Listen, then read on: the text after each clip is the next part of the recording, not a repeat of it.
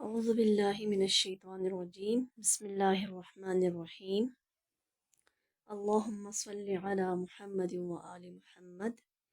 پیارے دوستوں، السلام علیکم۔ امید ہے آپ سب خیریت سے ہوں گے اور الحمدللہ میں بھی ٹھیک ٹھاک ہوں۔ آج ہمارا ٹاپک ہے عربی حروف تہجی کے مخارج، عربی حروف کے مخارج۔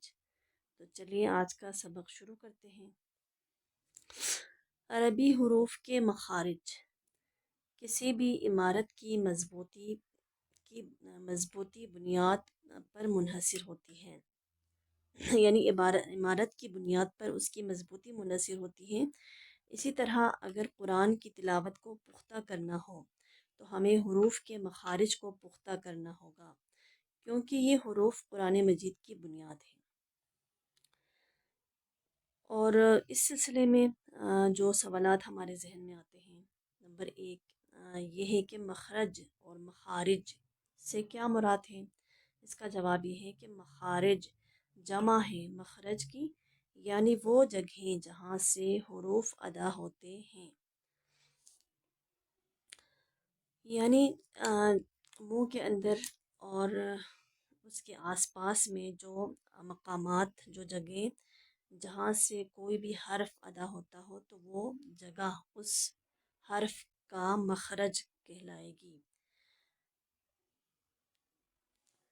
سوال نمبر 2، دوسرا سوال یہ ذہن میں آتا ہے کہ عربی کے حروف تہجی کتنے ہیں، یعنی تعداد اس کی۔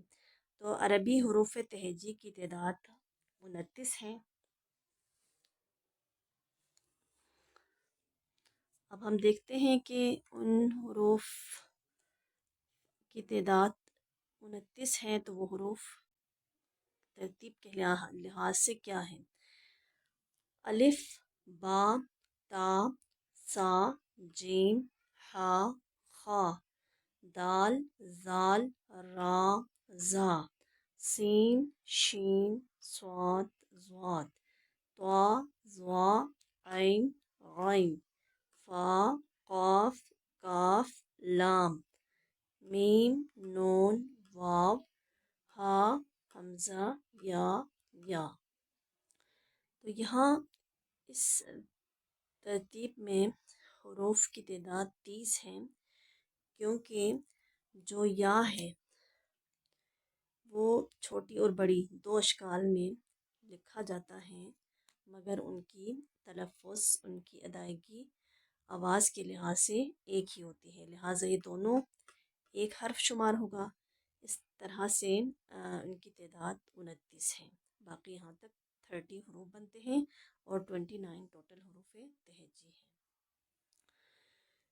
تو یہاں کچھ حروف ایسے ہیں جن کے بارے میں اشتباہ، جن کے بارے میں کنفیوژن ہماری رہتی ہیں کہ یہ حروف ایک لائن میں جو حروف 3 یا 2 یا 4 لکھے ہوئے ہیں، تو ان حروف کا سب سے پہلے جو پہلی لائن میں جو حروف ہے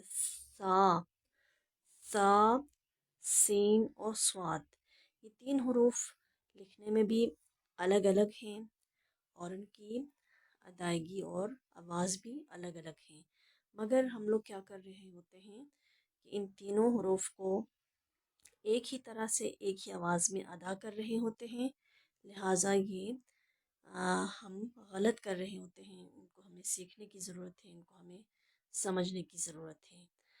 اور سا، سین اور صاد، دوسری لائن میں تا اور طوا، یہ سے ادائیگی میں تھوڑا سا ان کے اندر، ان دونوں کے بیچ میں تھوڑی سی مشابہ ہے آواز، مگر ایک مخرج نہیں ہے بلکہ ان کے مخارج الگ الگ ہیں۔ زال، زین، زوا اور زال، زا، زوا اور ضاد، یہ 4 حروف جن میں ہم تھوڑی سی غلطی کر رہے ہوتے ہیں کہ ان چاروں کی ادائیگی ایک ہی ترتیب سے کرتے ہیں، مگر ان چاروں کے مخارج الگ الگ ہیں، یہ چاروں حروف الگ الگ ہیں، تو ان کا استعمال بھی ہمیں الگ الگ طریقے سے، درست طریقے سے کرنے کی ضرورت ہے۔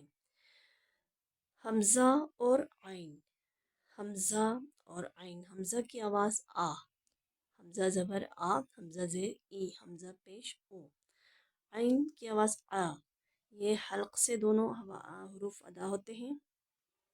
بس حروف حلقے کے بھی مقامات ہیں کہ انتہائی حلق، درمیانے حلق اور ابتدائی حلق. تو یہ حروف جو ہیں وہ حلقی ہیں، اور جگہ اور مخارج ان دونوں کے بھی الگ الگ ہیں، مگر ہم لوگ ایک ہی طریقے سے ان کو ادا کر رہے ہوتے ہیں. اور ہم ہا اور ہا کے درمیان بھی ہم یہی چیز کر رہے ہوتے ہیں کہ حروف بھی الگ ہیں، مخارج بھی الگ ہیں، مگر ہم ان کو ایک طرح سے ہی ادا کر رہے ہوتے ہیں. فا اور فا کی آواز ادا کرتے ہوئے بھی اکثر ہم سے غلطی ہو جاتی ہے. اکثر لوگ اس کو پھا کہہ کر تلفظ کرتے ہیں، پھا کی آواز میں تلفظ کر رہے ہوتے ہیں، تو یہ بھی صورت غلط ہے. پھا پے کے ساتھ ادا ہوتا ہے. پھا یعنی پے ہے تو چشمی ملنے سے پھا بنتا ہے، مگر یہ فا ہے.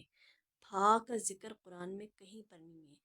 پھا حروف تہجی عربی کے اندر ہے ہی نہیں، جس کو ہم وہاں پہ ادا کر رہے ہوتے ہیں، لہٰذا یہ اس طرح سے ہماری فا کی ادائیگی غلط ہوتی ہے، جو کہ پھا میں تبدیل ہوتی ہے.